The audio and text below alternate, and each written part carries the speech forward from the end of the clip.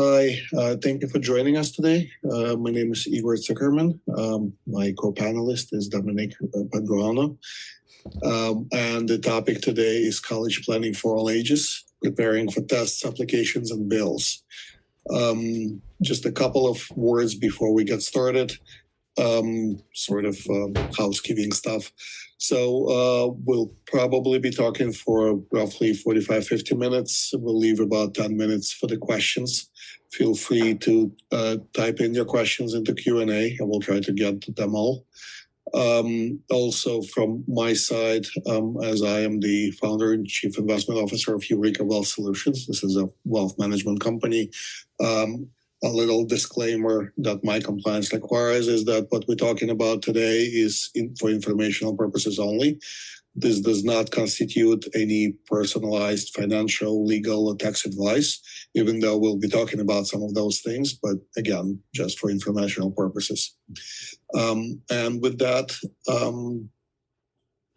let's get started. All right, so I'll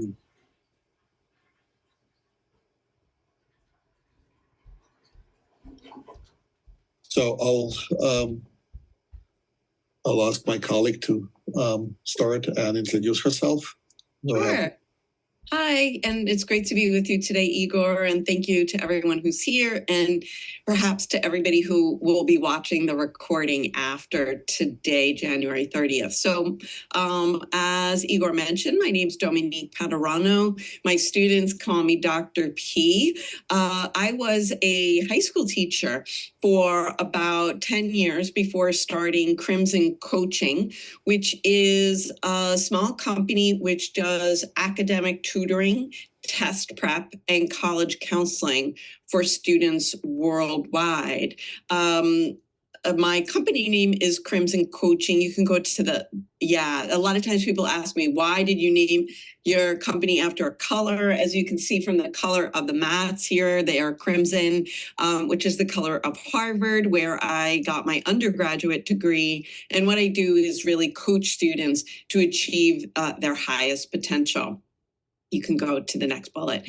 And we developed this event because we really think that we were actually just speaking right before we started recording about how we wish sometimes that families who come to us when their kids are in, say, the 11th or 12th grade, how they could have gotten the information that we wanted to get out to them in, say, 8th or 9th or 10th grade, while there was much more time to kind of take the steps that we're talking about. I mean, it's great to plan even in 11th or 12th grade. But of course, if you can do some of the things that we suggest earlier, you and your family will be in that much better of a position to get into college and to pay for it. And just another sort of like housekeeping thing, we will take questions at the end. And of course, if you have any questions, in the meantime, we'll take a look at the chat. I'll try to monitor the chat. And if it's not clear, if it's for Igor or me, I'm assuming if it's about money, the question will be for Igor. If it's about academics, it's coming to me. But you could put that in the chat too. Great. And another point that I forgot to mention is that we are recording this webinar, so recording will be available. Just again, FYI, we are recording. And as for my introduction, so as I mentioned, I'm a co-founder and chief investment and chief executive officer of Eureka Wealth Solutions. My background was originally math from Cornell, and then master's in financial engineering from NYU. I spent about 15 years of my career on Wall Street, some of the biggest investment banks that you probably see here. And I've been running this company for over 10 years now. So I'll be kind of addressing my remarks and what to do in freshman, sophomore, junior, and senior year. But this first slide are things that I recommend that families can do early, and that in fact before the ninth grade, and they can start doing all 4 and can continue doing all 4 years of high school. So next bullet. The big thing for both for SAT, ACT, as well as school is to read quality nonfiction. Not that fiction is bad, but in my point of view, generally English teachers do a pretty good job of the fiction landscape, but to be able to read a variety of types of quality nonfiction and be able to identify the main idea. Many of you may have heard that the SAT went digital this year, and in that changeover from paper to digital, the test also changed, and more than ever, the reading and writing component of the SAT is really asking students to be able to identify the main idea. Next bullet. I also recommend from the first day of ninth grade, keeping an extracurricular journal. You don't need to do anything big. It can be a sort of very small book like this. Just write down what you did, perhaps not even on a weekly basis, once a week, maybe on Friday, how long you spent doing that activity that week. Because at the beginning of 12th grade, when you're filling out your Common App, you're actually going to need to tell colleges how many hours per week, weeks per year, and years you did a certain activity. A lot of times I'm really shocked when I'm putting together a college list for families that students have never visited a college campus by their junior or senior year. I think it's a great, inexpensive way to figure out the types of campus your child might like by just visiting very nearby different types of schools. So what do I mean by different types? Big school, small school, public school, private school, rural, urban, and all the permutations thereof, so that by the time your child is in 11th grade, if you do want to get on a plane to, say, go out to California, you won't be visiting a variety of types. You'll only be, say, visiting those big urban schools like UCLA, if that's what your child knows that he or she likes. Another really underutilized aspect of college admissions is the sort of more socio-emotional part of learning, which is the relationship that students can build with teachers. Of course, if they're experiencing academic difficulty, their first line of defense should be the teacher, even if they're working with a tutor or somebody like me. I always tell students, go see your teacher, because your teacher's the one giving you a grade and also giving you the assignments. But in addition to that, building up a relationship with a teacher from a young age can help when they have to write a letter of recommendation for you in the college application process. And then finally, really think about who your friends are. There's tons of studies that show that, for example, students whose friends smoke marijuana are much more likely to then go and smoke marijuana themselves. And I know there's a large brouhaha. I'm not going to get into it for legality purposes for adults, but clearly for the developing teenage brain, smoking marijuana is not a good idea.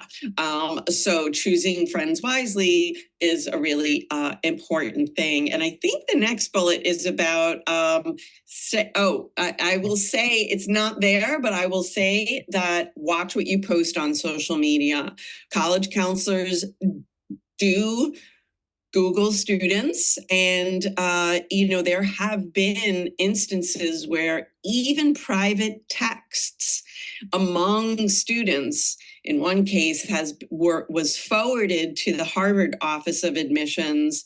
And about 10 years ago, a boy's offer got rescinded from Harvard based on something he said in what he thought was a private text. So that you should do forever. But in ninth grade, it's really important to establish good study skills. And, if your child is struggling with that, that's the grade that I taught for the longest amount of time when I was a high school classroom teacher was ninth grade. I spent a lot of time doing that.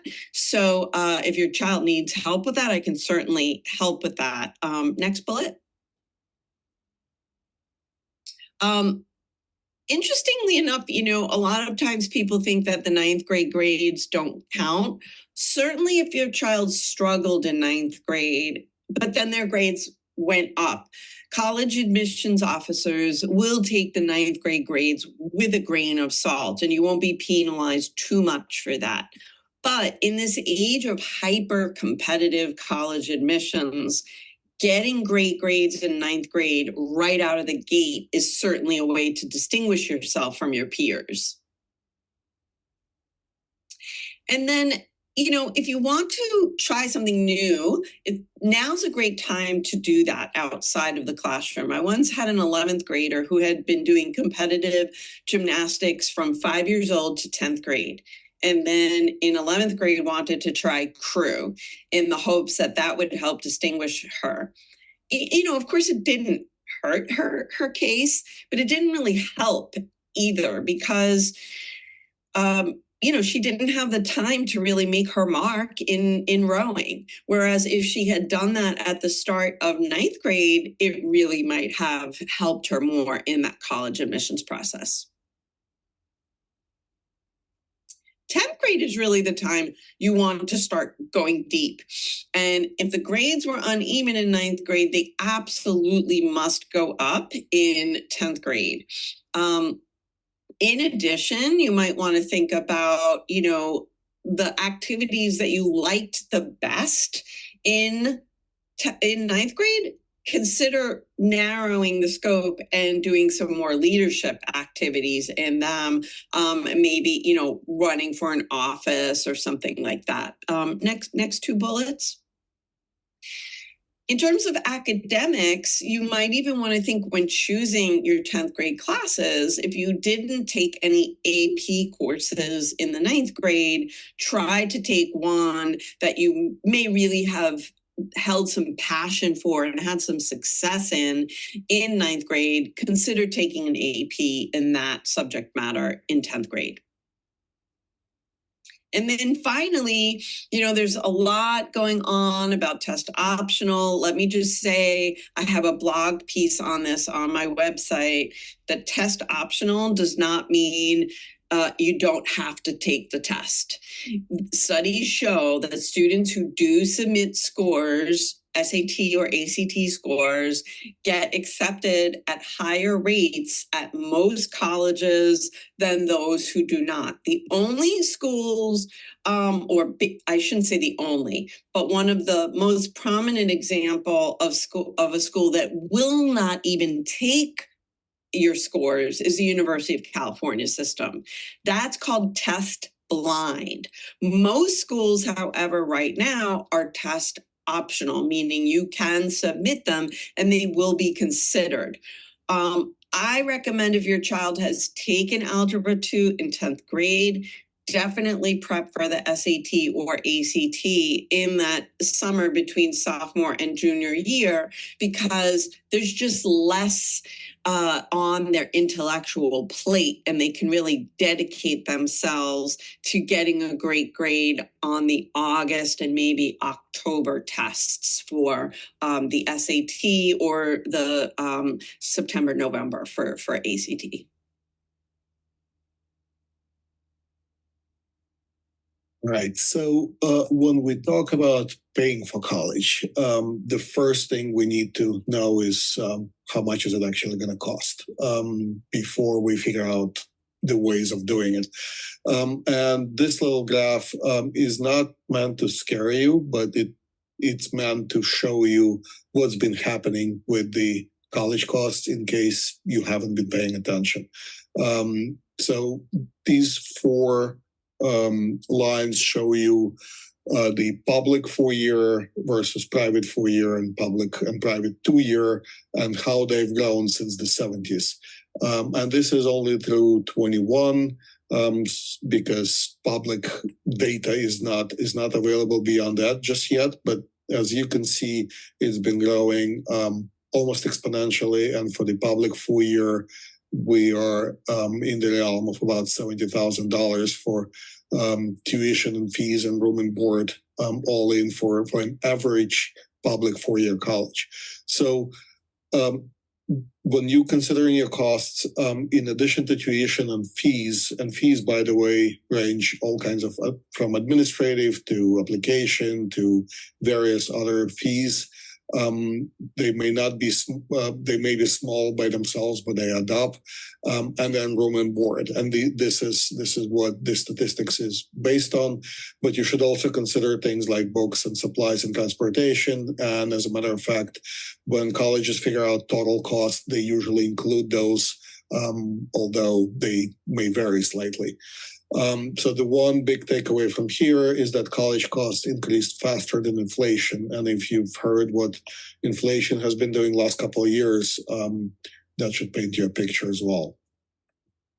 So there are two main sort of buckets, if you will, of how you would pay for college. And the first one is financial aid, in addition to the savings that I will be talking about in a few minutes. So financial aid is actually 4 different types that you should be aware of. And that includes scholarships, which is merit-based and requires no repayment, which is probably the best way to get it. There are also grants. These also require no repayment, but they're need-based, and that will depend on your family financials, and I'll be talking about that in a few minutes as well.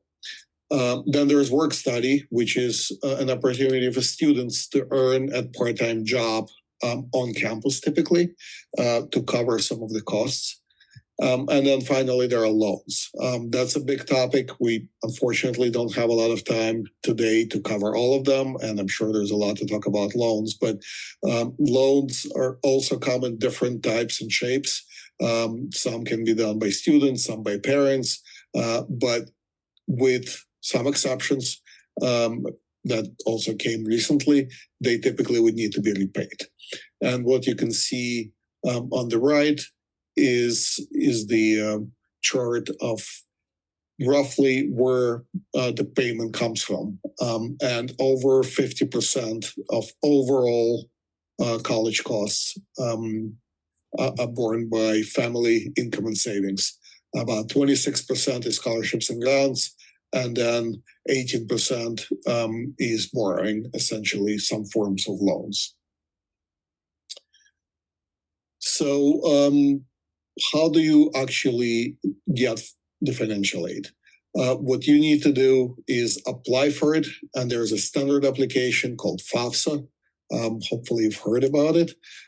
This is a uniform application. It has to be filed annually for every college year.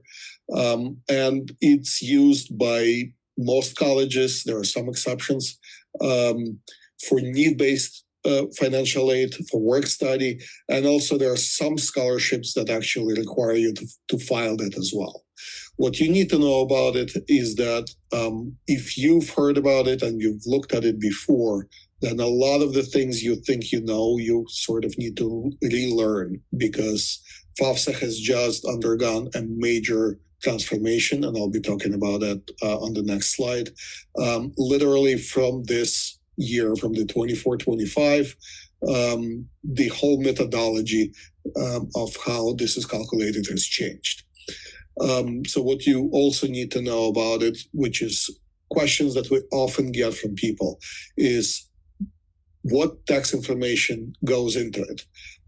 And basically, we're talking about the previous year. So for the 24-25 version of the FAFSA, you will be using the 22 tax information. And obviously for every next school year, you would be looking at using the previous year's tax information. Also, there is no income cutoff. What that means is that you can fill out the FAFSA no matter what your income or assets look like.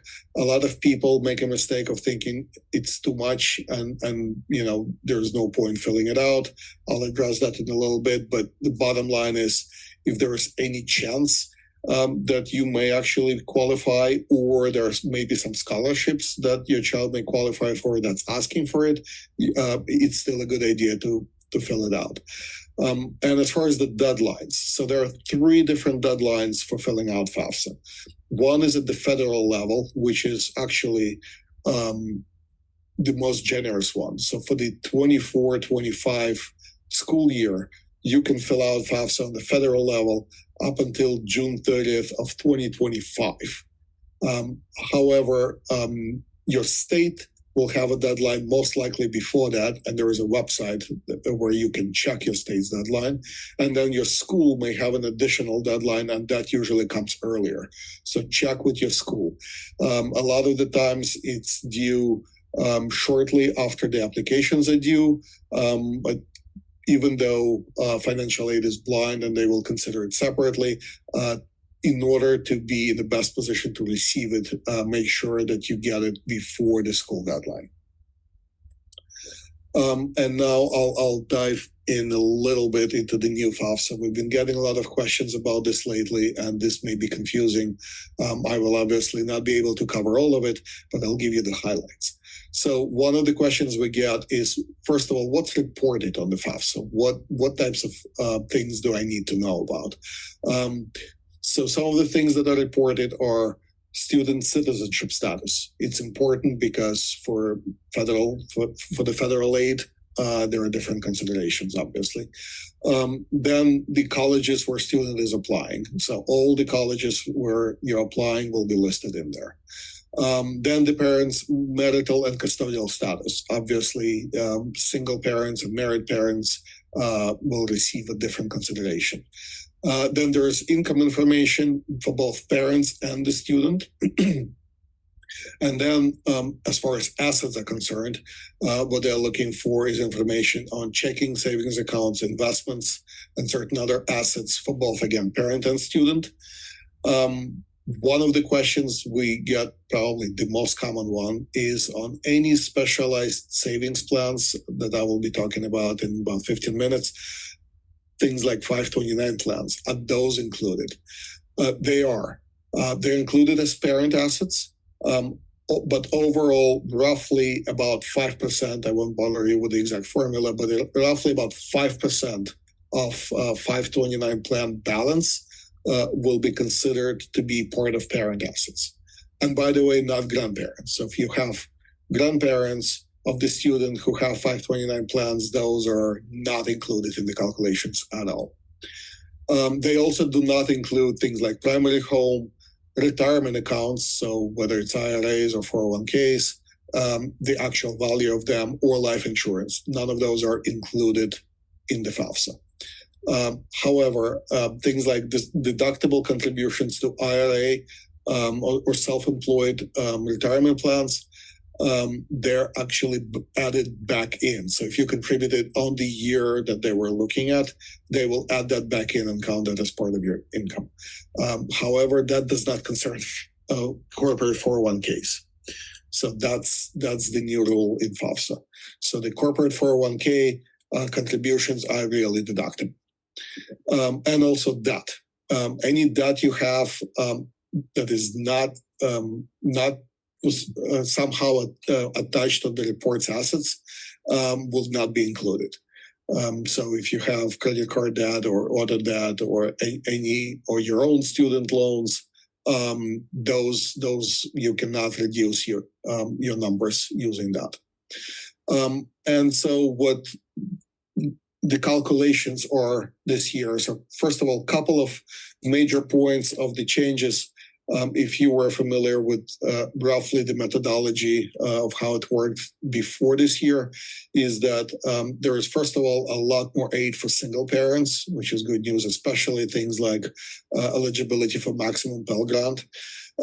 Also, if parents are separated or divorced, before that, the reported income used to be used specifically only from the person, from the parent who resided with the student. Now, the guidance will be to use the income from the parent who provides the most financial support. So, in most, sometimes it will be the same as before, and sometimes the actual numbers are going to be higher. So keep that in mind.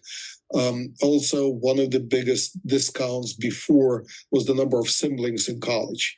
Unfortunately, this is no longer applies.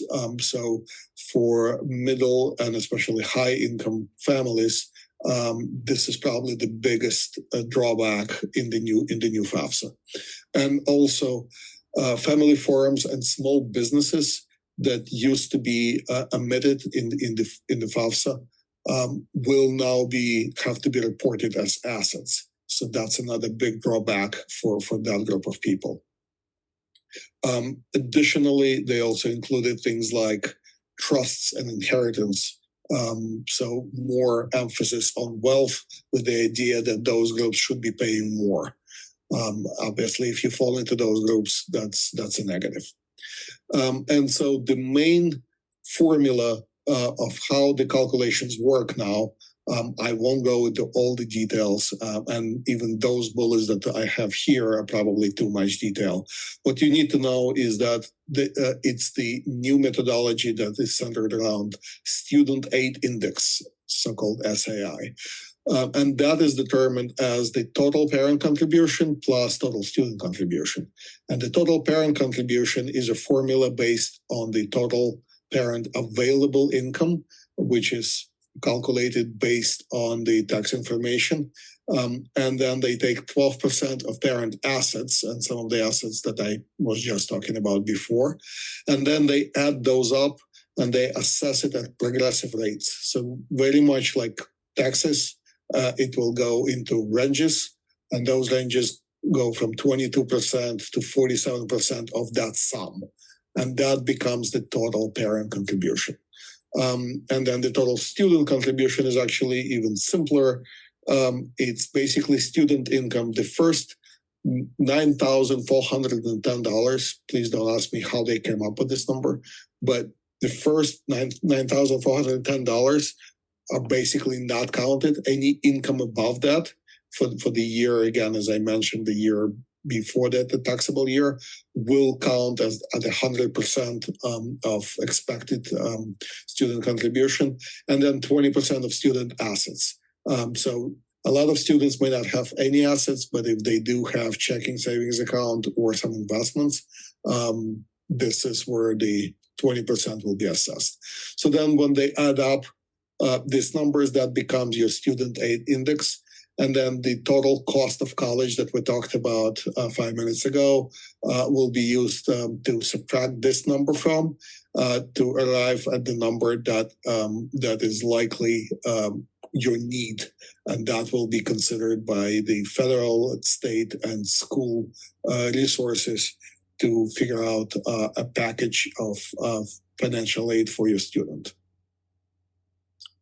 Dr. P, back to you. You're on mute. Yes, I realize that. I just wanted to address a couple of things, Igor, that you said, and also let you know there's been a couple of financial questions in the chat that I've kind of weighed in on, but I think obviously if you want to weigh in as well, I think you're better equipped to answer them. But I will just say, when Igor was talking about scholarships as being grants and scholarships as being 26% of the total way that people pay for college, and a lot of times people don't know this, But many times colleges require an SAT or an ACT score before they will even consider a student for a scholarship. So that's also another reason to encourage your child to take the SAT or ACT. And of course, many times students will have to write essays for that. I will also say, and I've heard this, I'm a big proponent of and listener to the Test and the Rest podcast. It's an excellent podcast that deals not only with standardized testing, but college admissions. And they've had a lot of people from the admissions side talking about, and the financial aid side at colleges talking about things to do. And one of the things that they have recommended is fill out that FAFSA as early as possible, because sometimes there is a limited pot of funds at a school and it's kind of first come, first serve.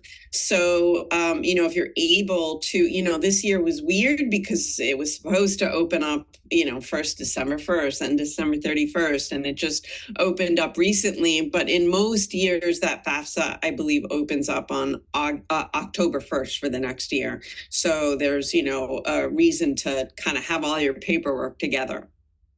But on to this part, the academic part. So by 11th grade, we kind of left off with 10th grade going deep, right? 11th grade, you really want to demonstrate that to an even greater degree. So academically, you want to make sure that you're taking 2 or 3 of the most challenging courses offered.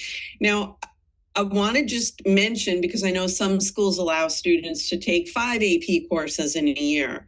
I have to say, unless those are the really easiest AP courses that there are, and I hate to do this, but for example, AP Environmental Science is known to be a much less rigorous course or difficult course than, say, AP Physics, AP Psychology, much less than, say, AP US History. So unless those are really easy AP courses, I would kind of cap my child at 3 per year, because the epidemic of mental health issues among this generation is just astounding, and you really want to make sure that your kid is not overtaxing themselves.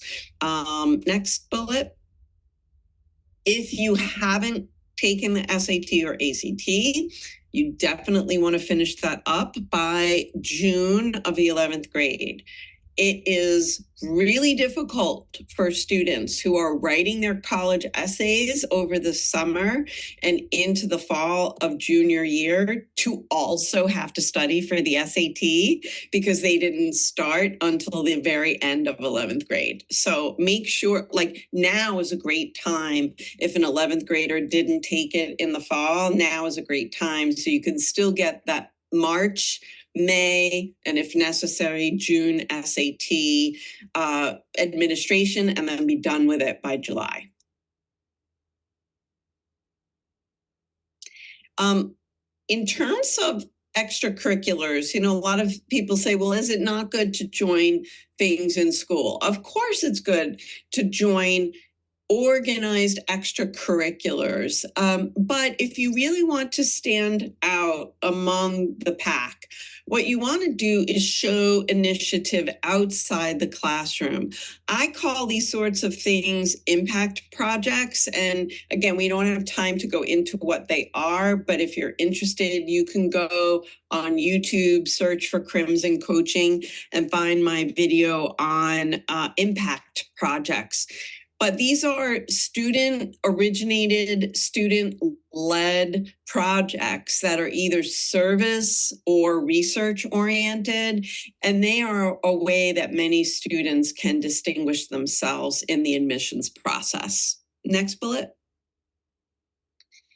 Now's really the time. This is a great time over February break and April break that you can start visiting some of your safety and target colleges. Everybody loves to start with the reach schools, but unfortunately, those are reaches for a reason. Most likely students won't get into their reaches.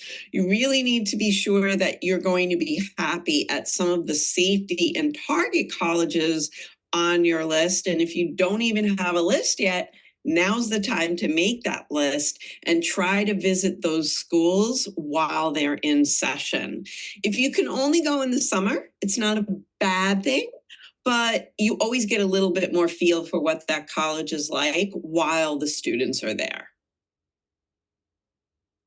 And then finally, once again, take those, lessons you learn as a 9th and 10th grader by popping in and learning how to talk to teachers outside of the classroom. Take that even further now and try to do that with 2 academic teachers from the 11th grade and your guidance counselor, because all 3 of them will be providing letters of recommendation in the 12th grade. In terms of what those recommendations look like, they are a lot of times when students come to me in 12th grade, I always say, well, the only thing you have control over by the senior year is your essay, right? But if you're before the 12th grade, you still do have some control over teacher recommendations. Now, of course, you can't tell them what to write, but you can show up for office hours, not just for extra help, but to think about your discipline, maybe how it relates to the outer world. So whether it's, AP physics, looking at what maybe NASA's doing online on NASA's website, or my discipline is US history, looking and saying, well, how is US history like sort of playing out in the news today, and talking about that with your teacher. Next bullet.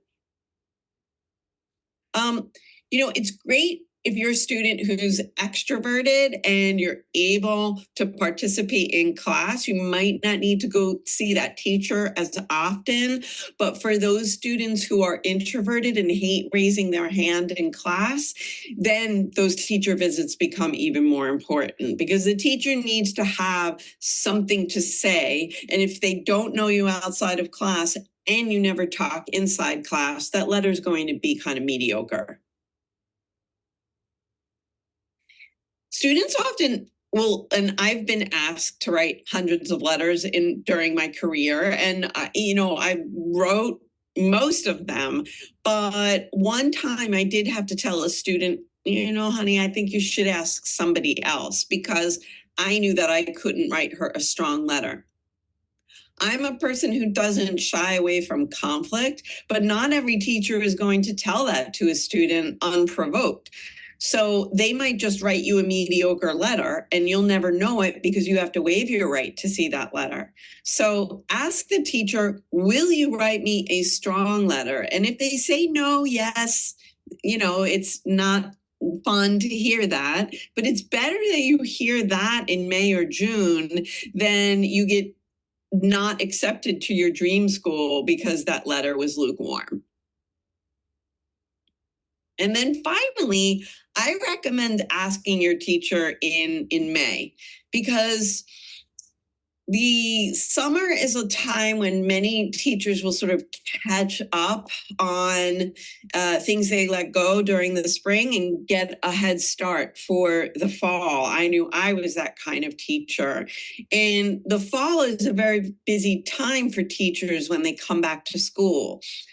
Sometimes schools will put caps on the number of letters that they'll let junior teachers write, because some teachers get asked, popular teachers might get asked to write 50 or 100 letters, and, teachers don't get compensated extra for that time and effort.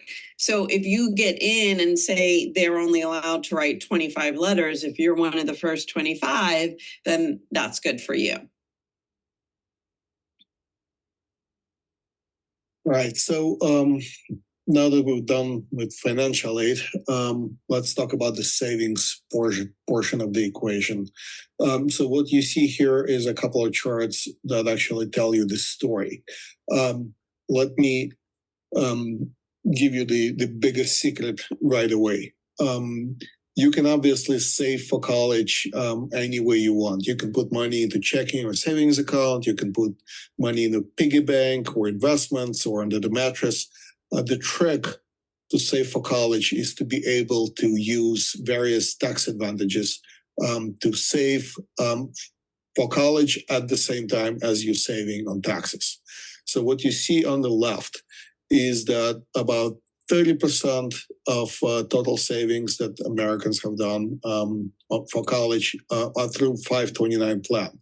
And if you're familiar with it, great. If you're not, don't worry. I'll cover it in a little more detail in the next slide. The other options are Coverdell ESA that most people are not familiar with. That's about 2%. There's prepaid state plan, which is about 8%, which is also a version of 529 plan. Everything else here, the other 60%, is what you should not be doing that the Americans are doing. And this is why we're doing this webinar. This, at least from my perspective, this is a lot of the times why I have a job. So you benefit from it and you don't do what 60% of Americans are doing. And as you can see on the right side, this is just a rough estimate for you of what the rest of the country is doing in preparation for college. Again, 529 plan is ahead, but there's other ways that people are doing, and not that they're completely wrong, but there are better ways of doing it. So, what are the considerations?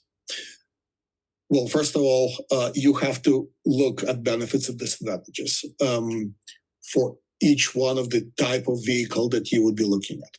And some of them are, like I said, federal income tax treatment, and that applies to contributions to any kind of plan, growth in it, whether it's taxed or not, and then distributions, again, taxable treatment. The state income tax treatment sometimes is similar to federal, but in a lot of cases it's different and it varies state by state.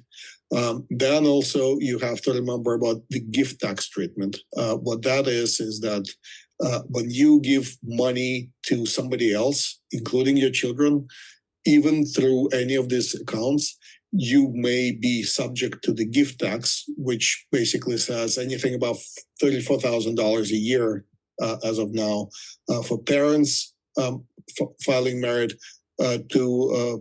married filing jointly to their kids would be considered a gift and would be subject to a gift tax treatment. So something also to remember. Then there is a state tax treatment, which comes in some unfortunate cases. Then you have to consider maximum investments, annual and overall. Sometimes it doesn't exist. Sometimes it's high, sometimes it's low. Then also the ability to change beneficiary. If you have multiple kids and one of them decides not to go to college, can you change the designation?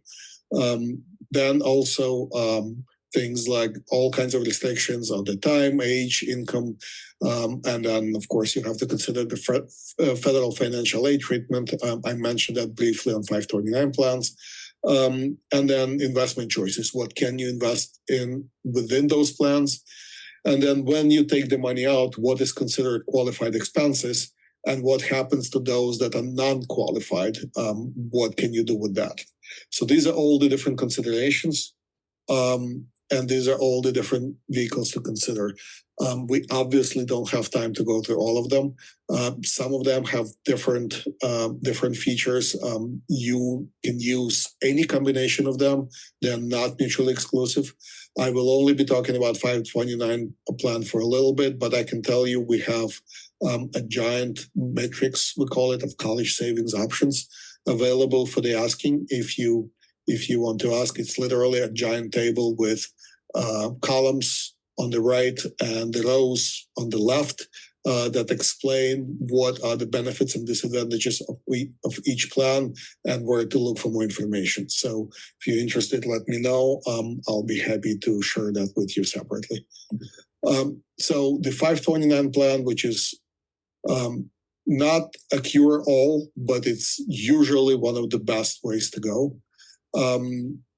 It involves a big federal income tax benefit, which is your investments in that plan grow on a tax-deferred basis. And also the distributions, once you take the money out and use them for college, they're tax-free. So, in addition to that, well, you obviously have to use your funds for education. In fact, student loan repayments may qualify as well. And in many cases, in many states, private school K-12 tuition qualifies. Before you ask, New York is one of the states that does not allow that, but some other states do. There's also high contribution limits. Depends on the state again. In some states, it's as much as $529,000 total per account that you can do. And they typically don't charge a lot of maintenance fees, which some investments do. Favorable financial aid treatment, as I mentioned. State tax benefits may also exist. Let me give you an example. In the state of New York, for parents filing jointly, up to $10,000 of their contributions to 529 plans combined across multiple potential accounts are deductible from your New York State income tax, regardless of your income. So let me repeat that. Up to $10,000 for a couple, you can deduct off your New York State taxes every year. That's not the case in all other states. Obviously, states that don't have state tax, you will not get that benefit. New Jersey does not give you that benefit. For example, something like Massachusetts gives you $2,000 instead of $10,000. So, but if you're in New York, it's one of the best benefits that you get in addition to all the other things I just mentioned. And then one of the newest things, that legislation that just passed a year ago, tells you that if you have money at the end of the plan, first of all, you can change your beneficiary. But if you don't have another beneficiary, you get a chance up to $35,000 as a one-time rollover to a student IRA. So if you overshot and you still have money left, or you ended up going to a cheaper school than you thought, another $35,000 you can contribute to an IRA. The only drawback potentially is that there are no self-directed investments. In other words, you have to choose from a list of investments that are provided to you. You can't put your own. You?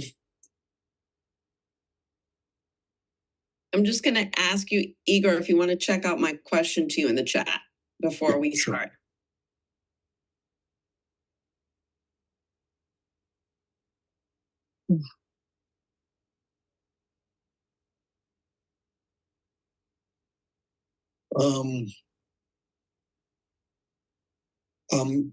Yeah, you can go ahead. Just go through it, and we'll take 5 minutes, I guess, for the.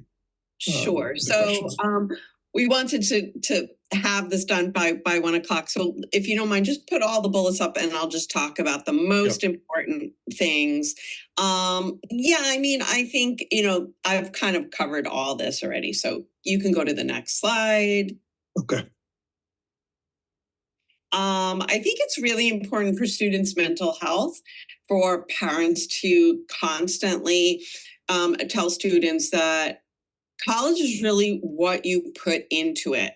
There really are studies that show that students who go even to community colleges, as long as they find great mentors, which could even be older students than them, and get involved in the life of the college, such as, clubs and sports, they get more out of their experience than, for instance, students from my alma mater, Harvard, who never got involved and never had mentors.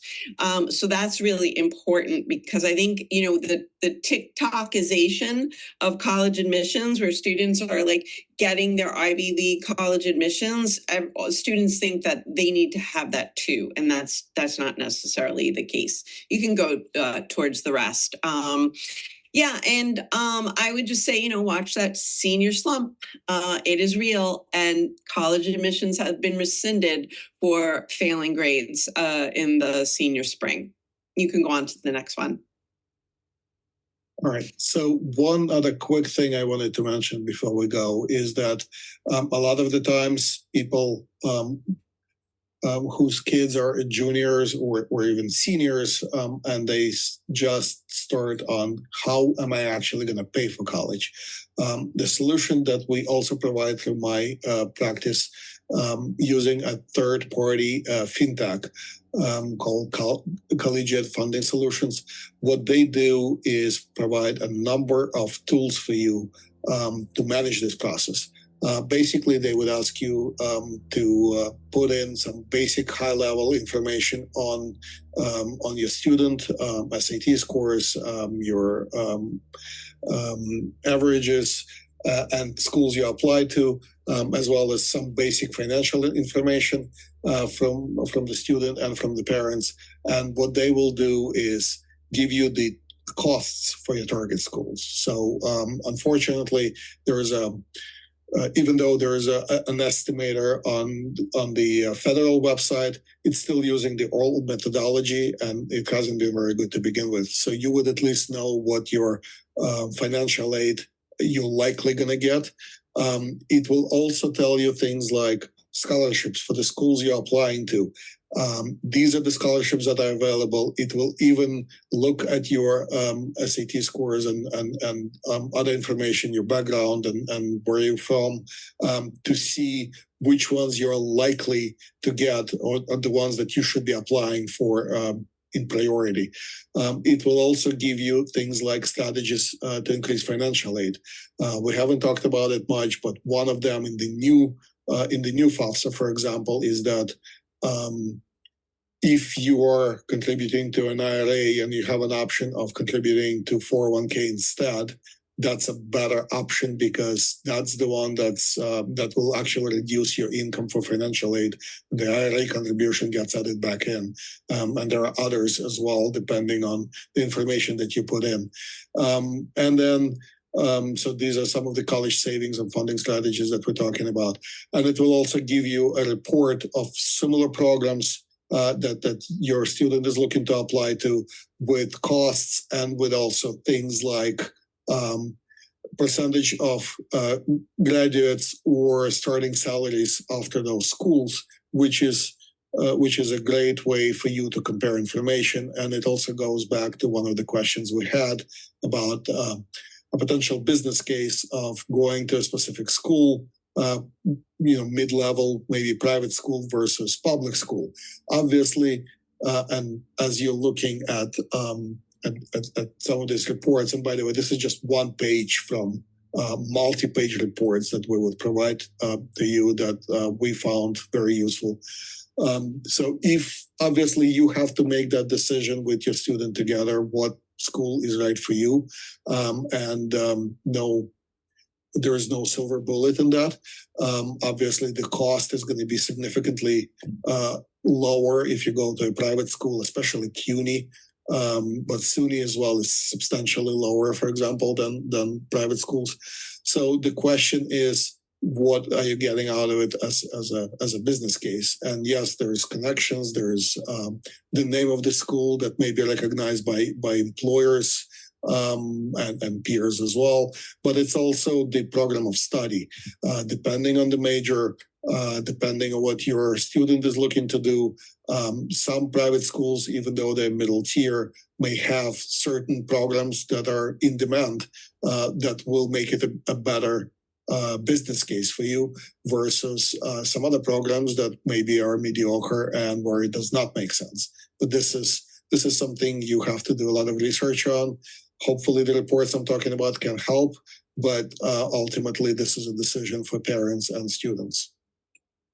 So one last thing I wanted to mention about my company. So we are, as I mentioned, a wealth manager, and we do all the normal things that wealth managers do, including managing investments and doing financial planning for people. But specifically when it comes to colleges, I already talked about some of the things we do. One quick thing I wanted to point your attention to is that things like 529 plans that you normally have to set up and manage on your own, and most advisors are unable to do because you can move those into advisor accounts.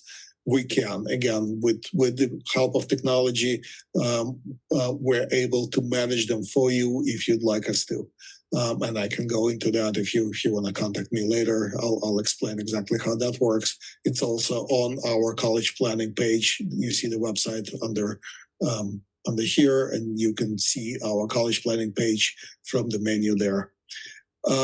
So that's pretty much it for me. Back to you again. You could put all of them on the screen at once. Yeah, sure. So I have a little, like if we were in person, I'd give you a little handout because I'm a high school teacher at heart, but you can email me for a PDF of that. I'm on Facebook, but I have to admit, not as much as I would like. The best way to kind of keep in touch with what I am doing when is I give lots of free talks, both here on Long Island, where I'm located, in person, as well as online for libraries throughout Westchester, Rockland, and New York City.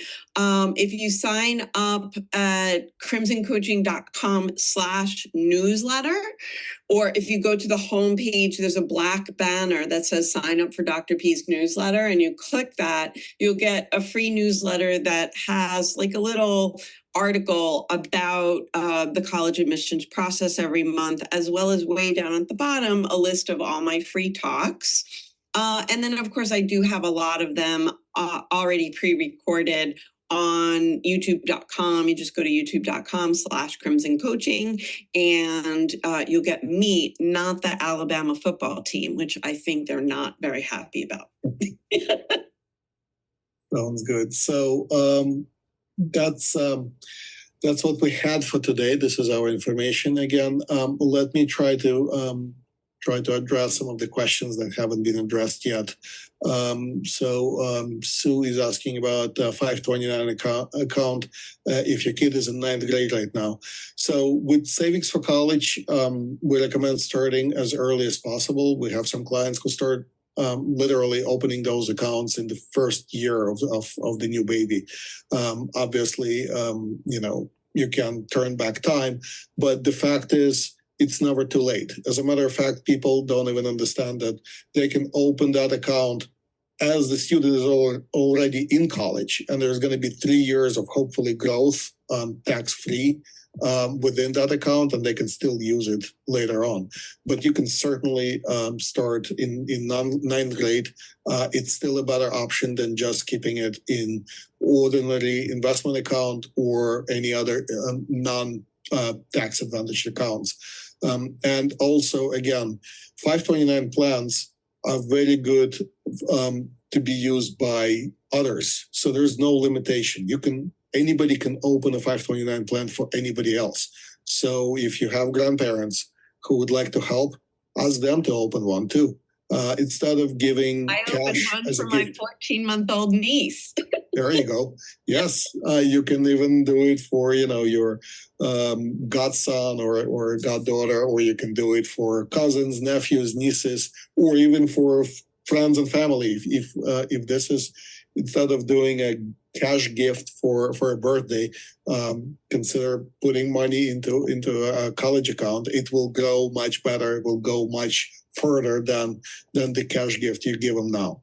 So definitely consider doing that.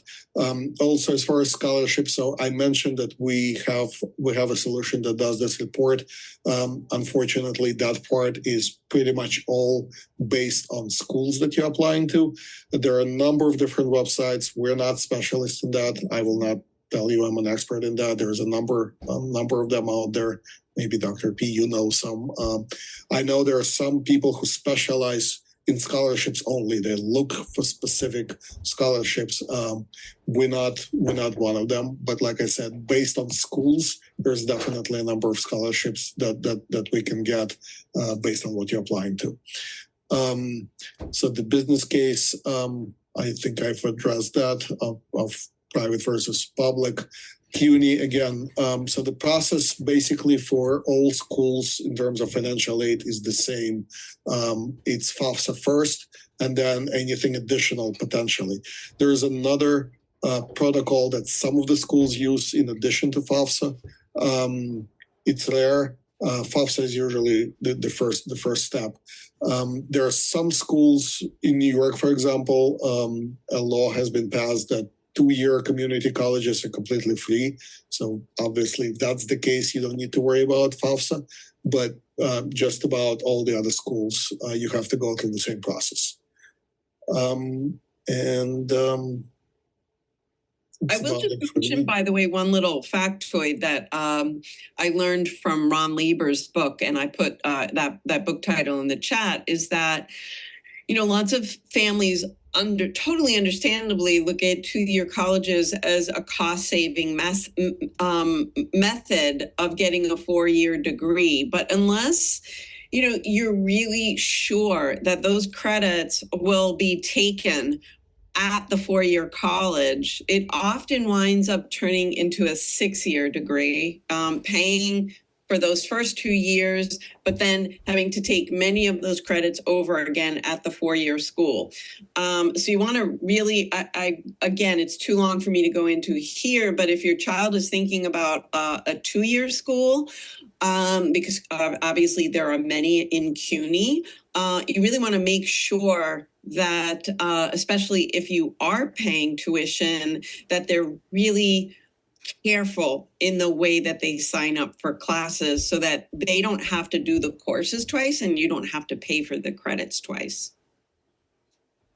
Dominic, you may want to repost it. I think you only sent it to me, so make sure you repost it to everybody.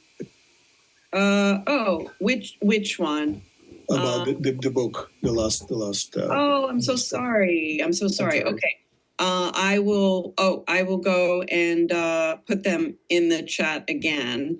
Oh no, it's host and panelists. I see. Yeah, I know. Everybody. It's technology. The more options you get, the more confusing. I know. I don't have the option to send it to everybody actually, so I'll just verbally say it.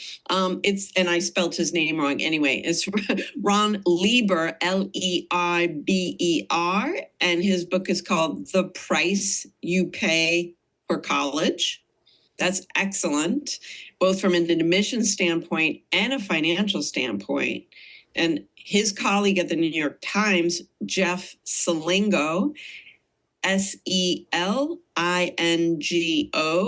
published the year before Who Gets In and Why? A Year Inside College Admissions, which, now is 4 years on. A lot of people think is dated. I think its general precepts still apply, but if you want Selingo's insights, the most recent ones, I would sign up for Selingo's newsletter called Next. And you can just go to jeffselingo.com. And for instance, his most recent newsletter gave you an update on the 3 students that he profiled in that book. All of them are now either out of college or dropped out of college. So it's really interesting, the students he picked, and to hear about what they're doing now. Great. Yep. I retabbed them in general chat. So I know we're over time. Any last minute questions? Anybody else before we adjourn?